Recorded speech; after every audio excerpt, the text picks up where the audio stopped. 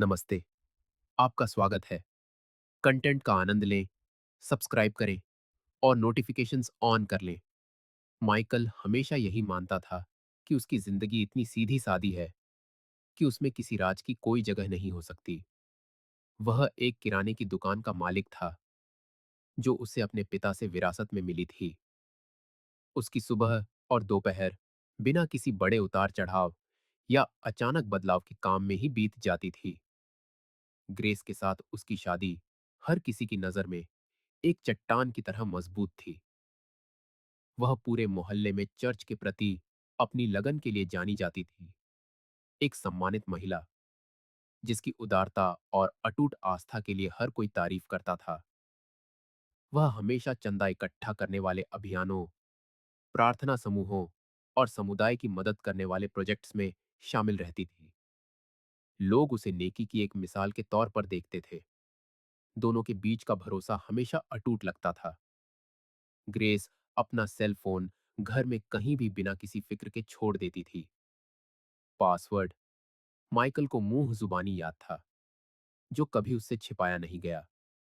उसकी जिंदगी में कोई राज नहीं थे, न कोई रहस्यमयी मैसेज, न ही कोई शक पैदा करने वाली कॉल्स। वह साफ पानी की तरह पारदर्शी थी। फिर भी कुछ तो अलग था। एक ऐसी बात जो जितनी मामूली थी, उतनी ही गहराई से माइकल को परेशान कर रही थी। पिछले कुछ महीनों से ग्रेस चर्च की गतिविधियों में ज्यादा समय बिताने लगी थी। पहले वह शाम ढलते ही घर लौट आती थी। उसके चेहरे पर थकान और हाथों में दान के थैले भरे होते थे। लेकिन हाल ही में वह कहती थी कि उसे सफाई, मीटिंग की प्लानिंग और जरूरतमंद परिवारों से मिलने में मदद करनी है। हमेशा कोई ना कोई नया काम निकल आता, जिसके लिए उसे देर रात तक रुकना पड़ता था। वह हर बात इतनी सहजता से बताती थी, लेकिन माइकल को महसूस होता था कि कुछ तो गड़ी है। उसने इस ख्याल को दूर करने की बहुत कोशिश की, खुद को यकीन दिलाया कि वह गलत सोच रहा है। आखिर एक ऐसी औरत से क्या नुकसान हो सकता है जो हमेशा आस्था के नाम पर सब कुछ करती हो। लेकिन वह जितनी भी कोशिश करता, उसकी बेचैनी बढ़ती ही जा रही थी। यह एक अजीब एहसास था, जैसे कुछ सामने आने वाला हो और वह अकेला था, जिसे अब तक कुछ दिखाई नहीं दिया था। एक रात जब वह दुकान पर कैश रजिस्टर बंद कर रहा था, ग्रेस का फोन आया। उसने कहा कि उसे देर तक रुकना होगा। चर्च में एक बड़ी सफाई होनी थी, जिसमें उसके मुताबिक कुछ घंटे लग सकते थे। उसने माइकल से चिंता न करने को कहा और यहां तक सुझाव दिया कि वह इस मौके का फायदा उठाकर घर पर आराम करे। माइकल ने हमेशा की तरह शांति से जवाब दिया, लेकिन इस बार उसने कुछ अलग करने का फैसला किया। जैसे ही उसने फोन रखा, उसने चाबियां अपनी जेब में डाली और निकल पड़ा। वह लगभग खाली सड़कों से गुजरता हुआ गया। उसका दिल जोर जोर से धड़क रहा था। उसकी मंजिल वही चर्च थी जहां ग्रेस ने होने का दावा किया था।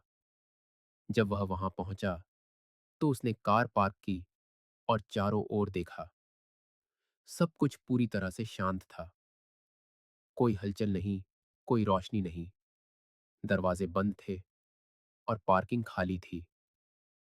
वह कुछ मिनटों तक वहीं खड़ा रहा, हर कोने को देखता रहा, किसी के दिखने का इंतजार करता रहा। लेकिन वहां जिंदगी का कोई निशान नहीं था। चर्च की इमारत सोई हुई लग रही थी, जैसे वहां रात भर कोई आया ही ना हो। तब माइकल को एहसास हुआ कि जिस बेचैनी को वह ढो रहा था, वह बेवजह नहीं थी। वह चुपचाप घर लौट आया। ग्रेस कुछ घंटों बाद आई। उसके चेहरे पर एक शांत भाव था, जैसे उसने सचमुच पूरी रात सफाई में बिताई हो। उसने इतनी सहजता से अभिनय किया कि एक पल के लिए माइकल को खुद पर शक हो गया। उसने बताया कि सफाई कितनी थकाने वाली थी। उन दूसरी औरतों का जिक्र किया जिन्होंने उसकी मदद की, और यह भी बताया कि अगले कार्यक्रम से पहले सब कुछ व्यवस्थित करने के लिए उन्होंने कितनी मेहनत की। माइकल बिना टोके सब कुछ सुनता रहा, जैसे वह उस नाटक का सिर्फ एक दर्शक हो। अंदर उसका दिल धड़क रहा था, लेकिन उसने अपना चेहरा शांत रखा, मानो कोई आम बातचीत सुन रहा हो। उस रात जब वह उसके बगल में शांति से सो रही थी, माइकल जागता रहा, छत को घूरता रहा और उस पूरे मंजर को अपने दिमाग में दोहराता रहा। झूठ दिन के उजाले की तरह साफ था, और बिना किसी सबूत के भी वह अब जानता था कि सब कुछ उजागर होने में बस कुछ ही समय बाकी है। अगली सुबह वह सिर्फ एक मकसद के साथ उठा। अब शक को खत्म करने का समय आ गया था, जवाब खोजने का समय आ गया था। वह अब इस अनिश्चितता में नहीं जी सकता था, हर रात यह सवाल करते हुए कि उसकी पत्नी सच में कहाँ होती है। वह सुबह जल्दी घर से निकला और शहर के बीचों बीच एक पते पर पहुंचा जिसे वह जानता था। एक छोटा सादा सा ऑफिस, जिसके दरवाजे पर एक साधारण सा बोर्ड लगा था, चार्ल्स बेंसन, प्राइवेट इन्वेस्टिगेटर। वहां माइकल ने अंदर जाने से पहले एक गहरी सांस ली। अंदर उसकी मुलाकात चार्ल्स से हुई, जो एक कम बोलने वाला लेकिन पैनी नजरों वाला आदमी था। माइकल ने सब कुछ समझाया, ग्रेस की चर्च में देर रात तक रुकने से लेकर पिछली रात तक। जब वह वहां गया और सब कुछ बंद पाया, चार्ल्स ने ध्यान से सुना, बिना टोके, बिना कोई राय दिए। जैसे ही माइकल ने बात खत्म की, उसने बस इतना कहा कि वह यह केस लेगा और तुरंत काम शुरू कर देगा। उसकी आवाज में एक आत्मविश्वास था, जैसे उसने ऐसी कई कहानियां पहले भी देखी हों। माइकल वहां से हल्का महसूस करते हुए निकला। हफ्तों में पहली बार उसे लगा कि वह आखिरकार सच तक पहुंच जाएगा। उस पल से वह जानता था कि उसकी जिंदगी अब पहले जैसी नहीं रहेगी। 3 दिन एक सदी की तरह बीते। माइकल ने अपनी दिनचर्या बनाए रखने की कोशिश की, लेकिन उसके आसपास सब कुछ धीमी गति से चलता हुआ लग रहा था। घर के अंदर ग्रेस की हर हरकत पर अब एक अलग नजर रखी जा रही थी, जैसे किसी भी पल वह कोई ऐसा शब्द बोल सकती है जो सब कुछ बयां कर दे। वह हमेशा की तरह बर्ताव करती रही, अपने व्यवहार में 1 इंच भी बदलाव किए बिना। वह खाना बनाती, मुस्कुराती, अपनी उंगलियों के बीच माला फेरते हुए प्रार्थना करती, और अभी भी चर्च की गतिविधियों के बारे में उसी सहजता से बात करती थी। दोपहर के बीच में फोन बजा, जब वह किराने की दुकान पर कुछ बक्से ठीक कर रहा था। दूसरी तरफ से आवाज मजबूत और सीधी थी। चार्ल्स ने उसे जल्द से जल्द ऑफिस आने के लिए कहा, क्योंकि उसने जांच पूरी कर ली थी। माइकल ने फोन रख दिया और बिना सोचे समझे सब कुछ वैसा ही छोड़कर निकल पड़ा। रास्ते में उसका दिल ऐसे धड़क रहा था, जैसे वह उस सच के असर का अंदाजा लगा रहा हो जो उसे पता चलने वाला था। वह पहले से ही कल्पना कर रहा था कि जवाब सुनना आसान नहीं होगा, लेकिन जो कुछ वह अपनी आंखों से देखने वाला था, उसके लिए कोई भी तैयारी उसे तैयार नहीं कर सकती थी। जब वह ऑफिस पहुंचा, चार्ल्स हमेशा की तरह उसी गंभीर अंदाज में बैठा था। मेज पर एक मोटा पीले रंग का लिफाफा रखा था, जिसके किनारों पर पारदर्शी टेप से सील लगी हुई थी। बिना किसी भूमिका के चार्ल्स ने लिफाफा उठाया और माइकल को दे दिया, जिसने उसे कांपते हाथों से खोला। अंदर तस्वीरों की एक पूरी सीरीज थी। हर तस्वीर एक अलग चोट दे रही थी, जैसे एक एक करके उसके विश्वास को तोड़ रही हो। तस्वीरों में ग्रेस एक मोटल से एक आदमी के साथ निकलती हुई दिखाई दे रही थी, जिसे उसने तुरंत पहचान लिया। पीटर, चर्च का एक नियमित सदस्य, जो हमेशा प्रार्थना सभाओं, सामुदायिक कार्यों और धार्मिक आयोजनों में मौजूद रहने के लिए जाना जाता था। पीटर शादीशुदा था, लेकिन उसकी पत्नी अमांडा चर्च में कभी किसी चीज में हिस्सा नहीं लेती थी। तस्वीरें साफ थीं, वे एक साथ मोटल में उसी शांति से आए थे जैसे कोई यह काम लंबे समय से कर रहा हो। एक और तस्वीर में वे हंसते हुए उस जगह से निकल रहे थे, बिना किसी चिंता के, जैसे किसी आम सैर से लौट रहे हों। माइकल ने तस्वीरें पकड़े रखीं, हर एक का वजन महसूस करते हुए। उसका सिर घूम रहा था। तस्वीरों ने उसके विचारों को धुंधला कर दिया था। जो वह देख रहा था, उस पर सवाल उठाना नामुमकिन था। उसके ठीक सामने नग्न, कच्चा सच था। बहाने या अलग-अलग मतलब निकालने की कोई गुंजाइश नहीं थी। चार्ल्स ने अपने शांत अंदाज में कहा कि तस्वीरें अलग-अलग दिनों में ली गई थीं। वे लगातार मुलाकातों के रिकॉर्ड थे, हमेशा उसी मोटल में, हमेशा उसी समय जब ग्रेस चर्च में होने का दावा करती थी। तारीखें, समय और यहां तक कि आने जाने के लॉग भी थे। सब कुछ सावधानी से दर्ज किया गया था।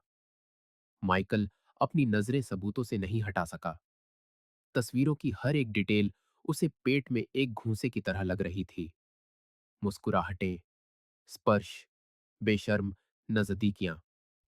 उसे सबसे ज्यादा दुख इस बात का नहीं था, बल्कि उस ठंडक का था जिसके साथ ग्रेस उन रातों के बाद घर लौटती थी, जैसे कुछ हुआ ही ना हो। उसने तस्वीरें वापस लिफाफे में रखीं, कुर्सी से उठा और धन्यवाद में हल्का सिर हिलाया। चार्ल्स ने बस इतना कहा कि अगर उसे और कुछ चाहिए तो वह संपर्क कर सकता है।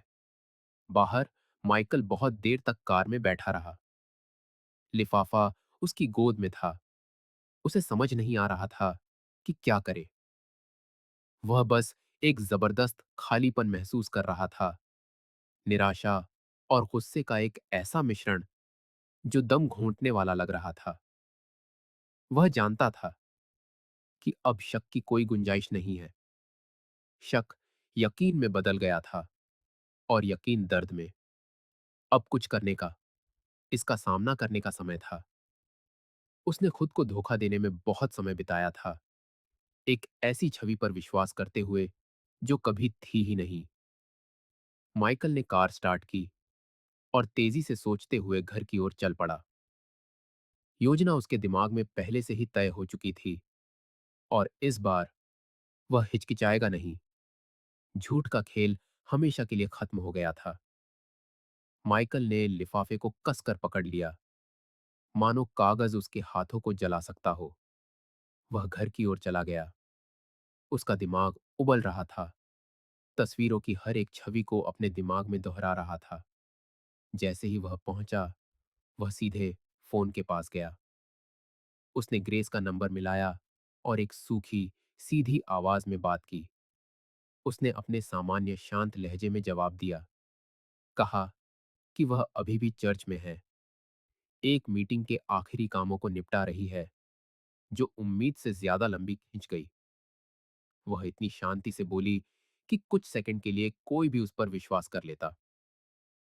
माइकल ने बस एक साधारण सा ठीक है कहकर फोन काट दिया।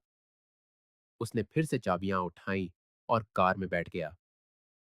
उसने इंजन स्टार्ट किया और सीधे उस जगह पहुंचा जहां उसने होने का दावा किया था।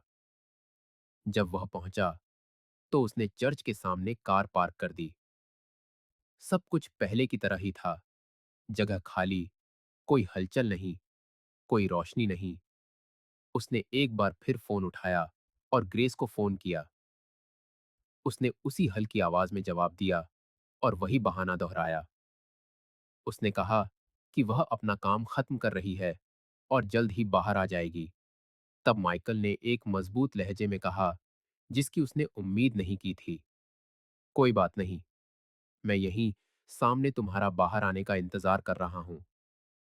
उसका सन्नाटा तुरंत था, एक घना सन्नाटा जो एक अनंत काल जैसा लगा। उसने नियंत्रण बनाए रखने की कोशिश करते हुए सुझाव दिया कि वह रात के खाने के लिए कुछ सामान लेने बाजार चला जाए। उसने स्वाभाविक लगने की कोशिश की, जैसे यह अनुरोध आम हो। उसने सामग्री का जिक्र किया, यहां तक कि एक मिठाई का नाम भी लिया जो उसे पसंद थी, ताकि वह वहां से चला जाए। माइकल ने हालांकि अपना जवाब सीधा रखा। मैं यहीं इंतजार करूंगा, ठीक यहीं, जब तक तुम बाहर नहीं आ जाती। और सन्नाटा। उसके पास कोई रास्ता नहीं था। थोड़ी देर बाद ग्रेस उसकी नजरों के सामने आई। इमारत के दूसरी तरफ से निकलती हुई, उसका सिर झुका हुआ और चेहरा भारी था। वह चर्च के दरवाजे से बाहर नहीं आई। वह एक अलग जगह से आई, जो अपने आप में बहुत कुछ कह रहा था। माइकल बिना हिले बस देखता रहा। जब वह कार के पास आई, तो उसने कहा, अंदर बैठो। ग्रेस ने बिना सवाल किए बात मान ली। जैसे ही वह उसके बगल में बैठी, उसने कार स्टार्ट की और चलाना शुरू कर दिया। उनके बीच का माहौल तनावपूर्ण था, बिना एक भी शब्द के। आधे रास्ते में ग्रेस ने समझाने की कोशिश की। उसकी आवाज कांप रही थी। कह रही थी कि सब कुछ एक गलतफहमी है, कि वह एक निजी मामले को संभालने के लिए बाहर गई थी, लेकिन चर्च लौटने का इरादा रखती थी। उसके शब्द कमजोर बहानों के साथ मिले हुए थे, जैसे वह खुद भी जो कह रही थी, उस पर विश्वास नहीं कर रही हो। माइकल चुप रहा। वह बिना उसकी ओर देखे गाड़ी चलाता रहा। उसका चेहरा भावहीन था, जब तक कि वे घर के पास नहीं पहुंच गए। तब उसने बगल की सीट से लिफाफा उठाया और बिना एक शब्द कहे उसकी गोद में रख दिया। उसने उसे खोला और एक नजर ही उसके चेहरे को तोड़ने के लिए काफी थी। आंसू तुरंत आ गए।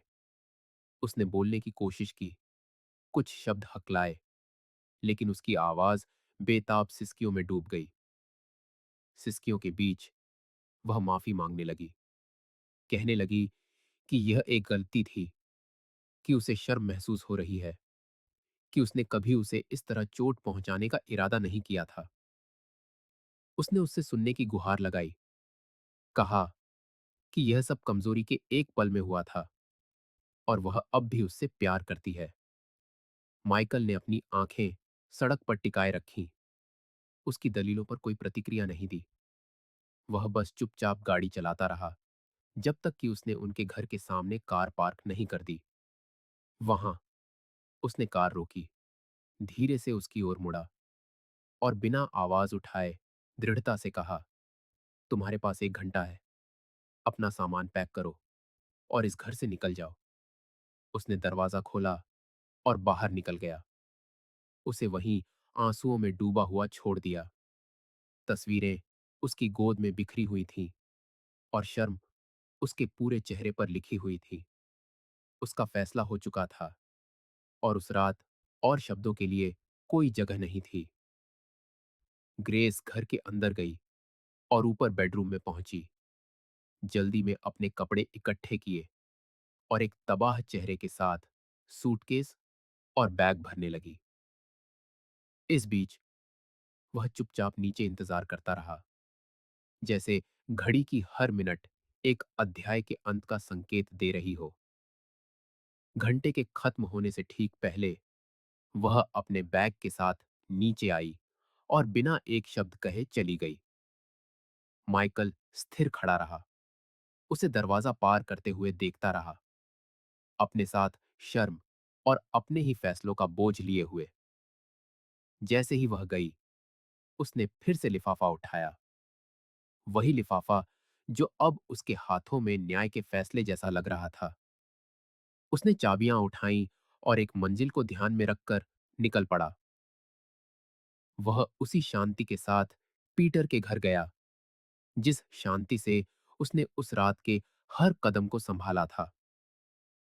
जब वह पहुंचा, तो वह कार से उतरा और दरवाजे पर मजबूती से दस्तक दी। पीटर थोड़ी देर बाद दिखाई दिया। माइकल को वहां एक गंभीर नजर और हाथों में सबूतों के साथ खड़ा देखकर चौंक गया। समय बर्बाद किए बिना माइकल ने स्पष्ट रूप से कहा, मैं तुम्हारी पत्नी से बात करना चाहता हूं। पीटर जम गया, लेकिन इससे पहले कि वह कुछ कह पाता, अमांडा दरवाजे पर दिखाई दी, अप्रत्याशित मेहमान को देखकर हैरान। तब माइकल ने लिफाफा सीधे उसे थमा दिया, बिना अपनी आवाज का लहजा बदले या कोई सफाई दिए। अमांडा ने लिफाफा ले लिया, उलझन में दिख रही थी, और जिस पल उसने तस्वीरें अपने हाथों में पकड़ी, माइकल मुड़ा और बिना एक शब्द कहे, बिना किसी की प्रतिक्रिया का इंतजार किए चला गया। वह कार में वापस आया और यह जानते हुए चला गया कि उसने वह सब कुछ बंद कर दिया है जिसे बंद करने की जरूरत थी। तलाक इतनी तेजी से हुआ कि मामले में शामिल वकील भी हैरान रह गए। सबूत इतने साफ और अकाट्य थे कि बहस या बचाव की कोशिशों की कोई गुंजाइश ही नहीं थी। ग्रेस को प्रक्रिया के दौरान लगाई गई सभी शर्तों को स्वीकार करने के लिए मजबूर होना पड़ा। माइकल ने घर, किराने की दुकान रखी और ग्रेस ने अपनी बचत। वह शादी से बिना किसी गुजारा भत्ते के अधिकार के निकल गई। प्रक्रिया के दौरान ग्रेस ने उससे कई बार संपर्क करने की कोशिश की। उसने खत भेजे, उसके वॉइसमेल पर संदेश छोड़े और यहां तक कि कुछ बार किराने की दुकान पर भी आई। हमेशा समझाने का एक मौका मांगती रही, कसम खाती रही कि वह अब भी उससे प्यार करती है और यह सब सिर्फ एक गलती थी, एक कमजोरी थी जिसे उनके बनाए हुए सब कुछ को नष्ट नहीं करना चाहिए था। माइकल, हालांकि, चुप रहा। उसने जवाब नहीं दिया, खत नहीं खोले, और उन दुर्लभ मौकों पर जब वे आमने सामने आए तो उसकी तरफ देखा तक नहीं। जहां तक पीटर का सवाल है, उस कहानी के दूसरी तरफ उसकी जिंदगी कुछ ही दिनों में बिखर गई। अमांडा ने लिफाफा मिलने पर और शब्दों की जरूरत महसूस नहीं की। उसने उसे उसी रात घर से निकाल दिया, यहां तक कि उसे अपने कपड़े लेने की भी इजाजत नहीं दी। अफेयर की खबर पड़ोसियों और चर्च में तेजी से फैल गई, और कुछ ही समय में पीटर ने खुद को उन सभी लोगों द्वारा ठुकराया हुआ पाया जो कभी उसे मुस्कुराहट के साथ नमस्ते करते थे। एक भक्त और परिवार को समर्पित आदमी की छवि नष्ट हो गई थी। उसने समुदाय का सम्मान खो दिया, दोस्तों ने दूरी बना ली, और यहां तक कि उसके काम पर भी असर पड़ा। जो लोग कभी उसे सेवाओं और चर्च के कार्यक्रमों के लिए काम पर रखते थे, उन्होंने किसी भी तरह के संबंध से इनकार कर दिया। अमांडा, दूसरी ओर, आगे बढ़ गई, उस कांड से दूर अपनी जिंदगी फिर से बना रही थी, दोस्तों और परिवार द्वारा समर्थित, जिन्होंने उसे गले लगाया। ग्रेस और पीटर, जो कभी जोशीले संदेशों का आदान प्रदान करते थे और गुप्त रातों की योजना बनाते थे, कांड के बाद दोस्ती भी नहीं निभा सके। जैसे ही उनके रिश्ते का पर्दाफाश हुआ, शर्म का बोझ किसी भी भावना पर भारी पड़ गया। वे एक दूसरे से बचते थे, मुलाकातों को रोकने के लिए सड़कें पार कर जाते थे, और महीनों तक उन्होंने एक दूसरे का नाम तक नहीं लिया। उनके बीच जो कुछ भी था, वह उस पल भाप बन गया जब उन्हें अपने भ्रम के बाहर की हकीकत का सामना करने के लिए मजबूर होना पड़ा। माइकल ने, दूसरी ओर, एक पूरी तरह से अलग रास्ता अपनाया। तलाक के बाद उसने किराने की दुकान पर और भी ज्यादा ध्यान केंद्रित किया। पड़ोसियों और ग्राहकों ने जब सब कुछ पता चला तो उसकी और भी ज्यादा प्रशंसा की। उसके मजबूत, शांत और गरिमापूर्ण रुख का सम्मान किया। उसने अतीत के बारे में बात नहीं की, कोई विवरण साझा नहीं किया। बस इतना कहा कि कुछ सच सही समय पर आते हैं, और हर इंसान वही काटता है जो वह बोता है। समय के साथ उसने अपनी भावनात्मक जिंदगी को भी फिर से बनाना शुरू कर दिया, लेकिन एक ऐसे व्यक्ति की शांति के साथ जिसे कोई जल्दी नहीं थी। उसने अपनी शांति को और भी ज्यादा महत्व देना सीखा, सच्चे लोगों की संगति और अपने दिल को नाराजगी से मुक्त रखने के महत्व को। उसकी कहानी पड़ोसियों के बीच एक मिसाल बन गई, कांड की वजह से नहीं, बल्कि उस तरीके की वजह से जिस तरह से उसने दर्द को संभाला। जबकि ग्रेस और पीटर अपने कर्मों के परिणामों में डूब गए, अकेलेपन और अपने आसपास के सभी लोगों के फैसले में फंसे हुए, माइकल उस एक चीज के साथ हल्केपन से आगे बढ़ा जो कभी खोई या नष्ट नहीं की जा सकती, सच्चाई। यही उसका सबसे बड़ा साथी था। उसकी ढाल और वह एकमात्र विरासत भी जिसे उसने आगे अपने साथ ले जाने के लिए चुना। वीडियो देखने के लिए धन्यवाद। अगर आपको यह पसंद आया तो चैनल को सब्सक्राइब करना और नोटिफिकेशंस ऑन करना ना भूलें ताकि आप कोई भी अपडेट मिस ना करें। अगली बार मिलते हैं।